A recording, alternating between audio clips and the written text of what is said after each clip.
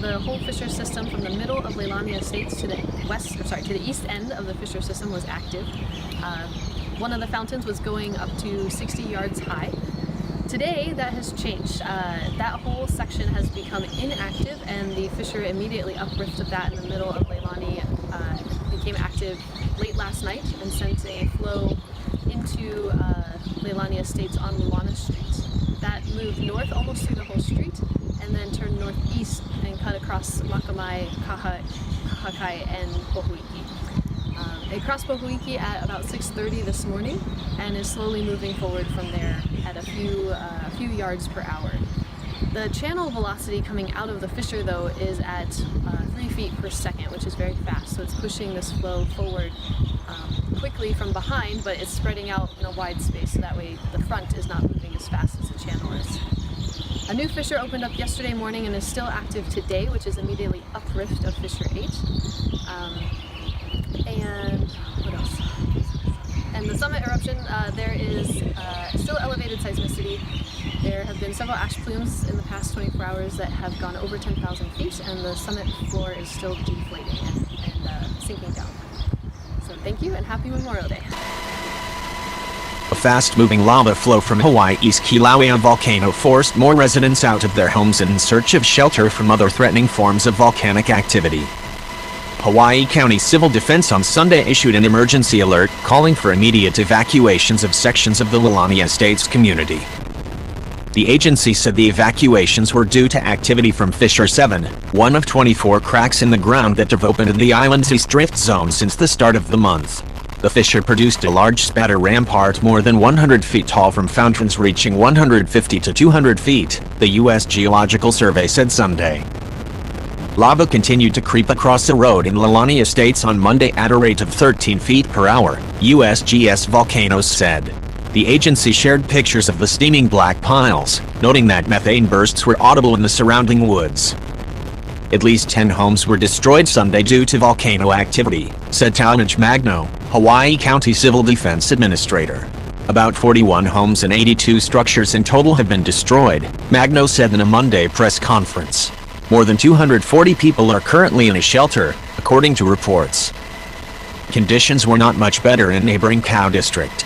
Volcanic gas emissions are still high, the USGS said. As trade winds diminish, the area affected by VOG, or volcanic smog, could expand, the agency said. VOG is a haze created when sulfur dioxide gas and other volcanic pollutants settle with moisture and dust. It can cause respiratory illness. A decrease in trade winds could also see ash fall in communities around the Kilauea volcano's summit, with ash continuing to erupt from a crater there, the USGS said.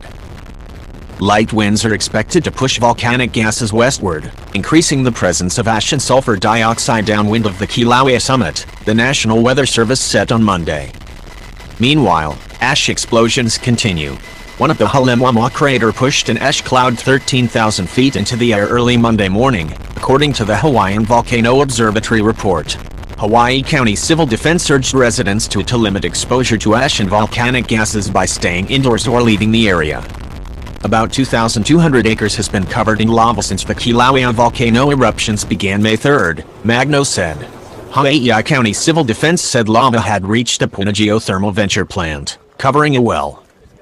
Lava flow from Fissures 7 and 21 crossed into PGV property overnight and has now covered one well that was successfully plugged. The well, along with a second well 100 feet away, are stable and secured, and are being monitored. Also due to preventative measures, neither well is expected to release any hydrogen sulfide, it said.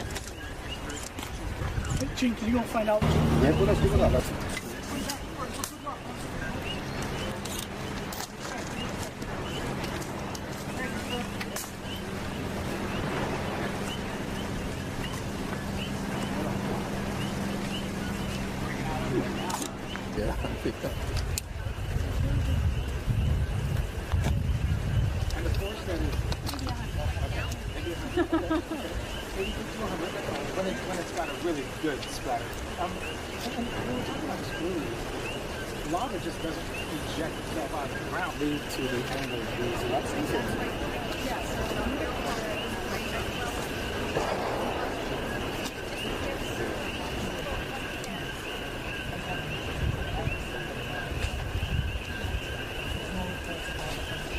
it is going to end.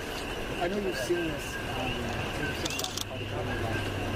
but this is totally different. What goes through your mind? I mean, he's looking at you, and you look like you're hypnotized by the law. Do you hear, read, and So the magma was inflating, or it was causing the ground to move up in the pool area.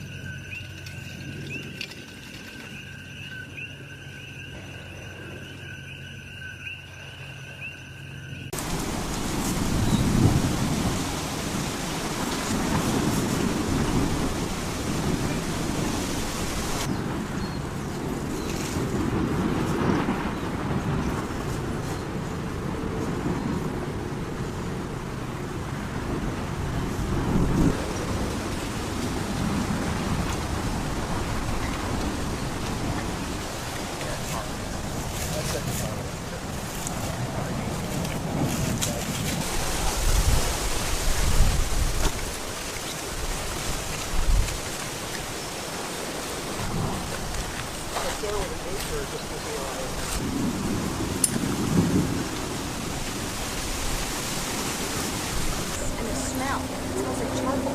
That's actually a mix of sulfur dioxide and vegetation that's moldering and forming.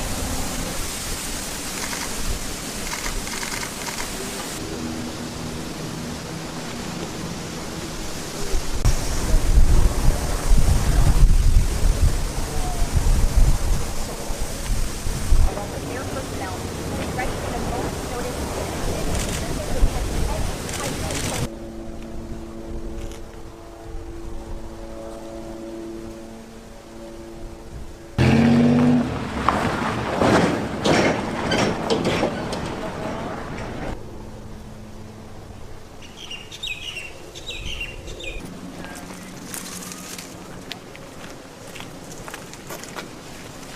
Right. Anything else, just let me, I'm going to roll behind your shoulder here for a second. Sure.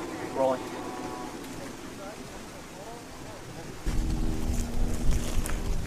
Let me know if you want something else. No. I'm going to stick around.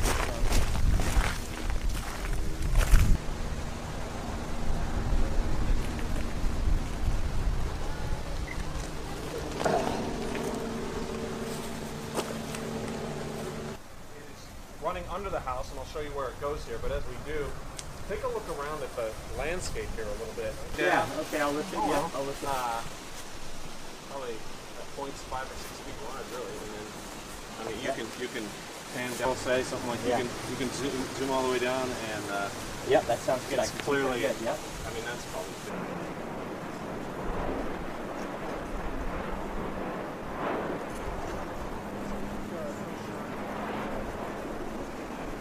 It's up to y'all. We don't need to. I think We're okay. Okay. Right.